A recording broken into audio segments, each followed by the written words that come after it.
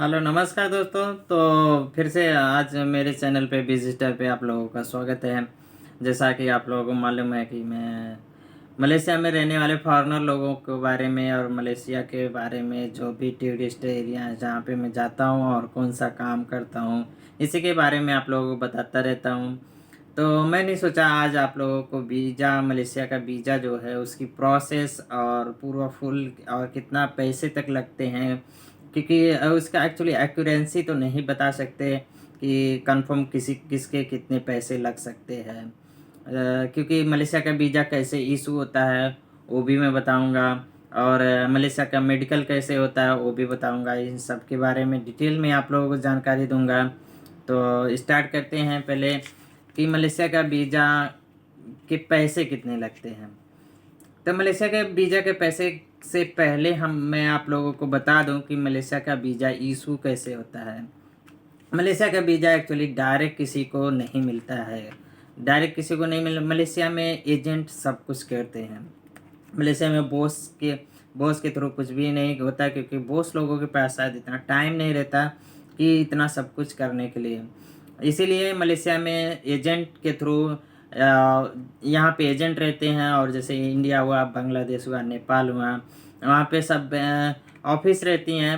तो ऑफिस से एजेंट लोगों का कॉन्ट्रैक्ट रहता है, तो वहीं से कांटेक्ट करके एजेंट के थ्रू आते हैं। तो एजेंट के थ्रू आते हैं तो कोई एजेंट किसी से कितना पैसा ले लेता है, कोई एजेंट किसी से कितना पैसा ले लेता है, एक्यूरेंसी आप लोगों को नहीं बता सकता।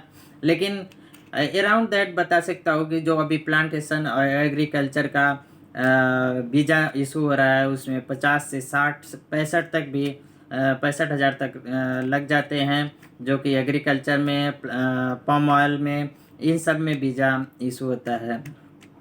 ये कंपनी का वीज़ा रहता है जो मैं बता रहा हूँ। इसमें आने के बाद आप लोगों को कंपनी में ही काम करना रहता है।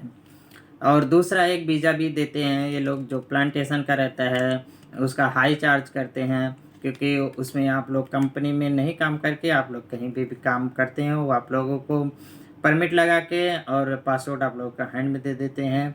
उसका तो अभी बहुत 1,80,000 1,90,000 के हिसाब से इतना चार्ज करते हैं। तो ये हुआ कि कितना पैसे लगते हैं। अभी वीज़ा कैसे लगता है मलेशिया का। तो मेडिकल मेडिकल की जहाँ तक बात है, अगर आप लोग इंडिया से, नेपाल से, बांग्लादेश से या पाकिस्तान से कहीं से भी हैं, तो आप लोगों को ये मालूम रहना चाहिए कि जो वहाँ पे अपनी कंट्री में जो मेडिकल होता है वो नॉर्मल मेडिकल होता है, क्योंकि वो मेडिकल वीज़ा के लिए अप्लाई नहीं होता है। क्योंकि मलेशिया में जब भी वीज़ा लगेगा आप लोगों को मलेशिया का एक फोमेमा होता है, वो फोमेमा कराना पड़ता है, जो ऑनलाइन हो जाता है। और फोमेमा में आप लोगों का जो मेडिकल है वो फिट आना चाहिए। अगर फोमेमा में आप लोगों का अपने कंट्री में मेडिकल सही है, अगर फोमेमा में अनफिट आ गया तो आप लोगों का वीज़ा। और वीज़ा की जो बात है, आप लोगों को जो ये मलेशिया इमिग्रेशन का जो शुरू शुरू में सिंगल एंट्री वीज़ा रहता है, जिससे आप लोग सिर्फ एंट्री कर सकते हैं, उस पर फुल वीज़ा नहीं लगा रहता है, वो परमिट नहीं लगी रहती काम करने के लिए। आप लोगों को सिर्फ एंट्री के लिए स्टार्टिंग में वो लगा रहता है स्टिकर, जो कि 1 महीने के अंदर आप लोगों को मलेशिया में एंट्री करना रहता है।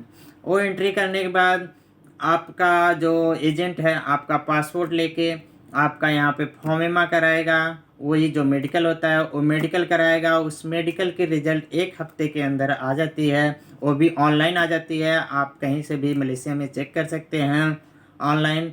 उसके बाद वो फिट रहता है, फिर आपका वो फोमेमा का और आपका पासपोर्ट फिर से इमिग्रेशन ऑफिस में सबमिट करना पड़ता है। सबमिट करने के बाद फिर आपके पासपोर्ट पे स्टिकर 1 साल का रहता है, उसको लगता है। तो ये इस हिसाब से, क्योंकि जैसा सऊदी, दुबई और जगह पे होता है कि वीज़ा डायरेक्ट शायद मिल जाता है वहाँ पे, तो यहाँ पे ऐसा नहीं होता है। यहाँ पे हर 1 साल परमिट लगवानी पड़ती है। और पहले तो हर 1 साल भी फोमेमा मेडिकल भी कराना पड़ता था, लेकिन अभी जैसे फर्स्ट ईयर कराएंगे तो सेकेंड ईयर नहीं कराना पड़ेगा, थर्ड ईयर कराना पड़ेगा। बीच में गैप है, ऐसा रूल्स आया है। पहले हम लोगों का हमेशा मेडिकल होता था, बट अभी ऐसा नहीं है। तो ये प्रोसेस है, इसलिए मैं बोला कि आप लोग बता दूं कि क्योंकि सब लोग बोलते हैं कि वीज़ा दो, वीज़ा दो। वीज़ा किसी को यहाँ पे डायरेक्ट नहीं मिलता है, यहाँ पे सब एजेंट के थ्रू रहते हैं, एजेंट ही काम करा सकते हैं आप लोगों का।